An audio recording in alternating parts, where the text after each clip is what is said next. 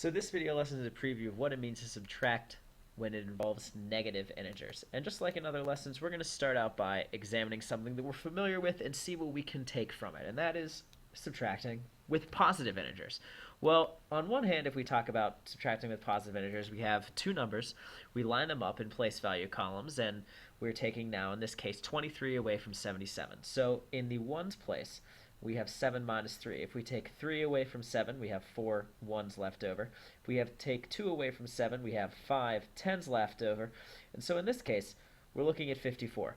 But unfortunately, looking at it in this sense doesn't really help us when it comes to what to do with negative integers. Because how does this really help us if we say 77 minus a negative 23? In this case, the idea of lining up with place value columns really isn't sufficient to start this out.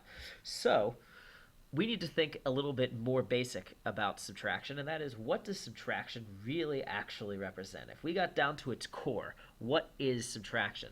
Well, the idea that we started with is that subtraction is starting with one group and taking some things away. So, taking things away from a large group. And that's the sense that we started off with. Have 10 apples to begin with. You take 6 away, and what you're left with is 4. This is the idea of subtraction as taking objects away from a larger group. But in another sense, and really in a more helpful sense, subtraction is represented on a number line, where we have 10 apples,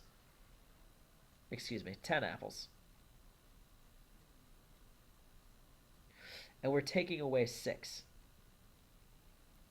Now we can look at it as a leap of 6 back to 4 for subtracting 6, but in this idea, that's the same thing as we did before. We want to look at what else subtraction means on a number line. It involves this distance here, because subtraction also represents the distance on a number line. So if we're looking at 10 minus 6, another way of looking at that is how far away is 10 from 6 on a number line, and specifically, what do we need to add to 6 to make 10? Well, we have to add 4 to 6 to make 10, so 10 minus 6 is equal to 4. And now with this idea in mind, that is, distance on a number line is really what fundamentally we are talking about here in subtraction. How does that help us start to understand the idea of subtracting with negative integers? What would it mean to have 25 minus negative 14?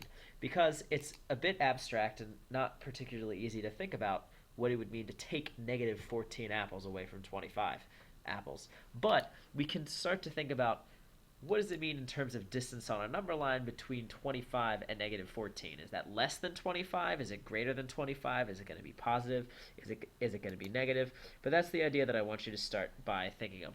How does this view of subtraction as distance on a number line help us understand subtracting with negative integers?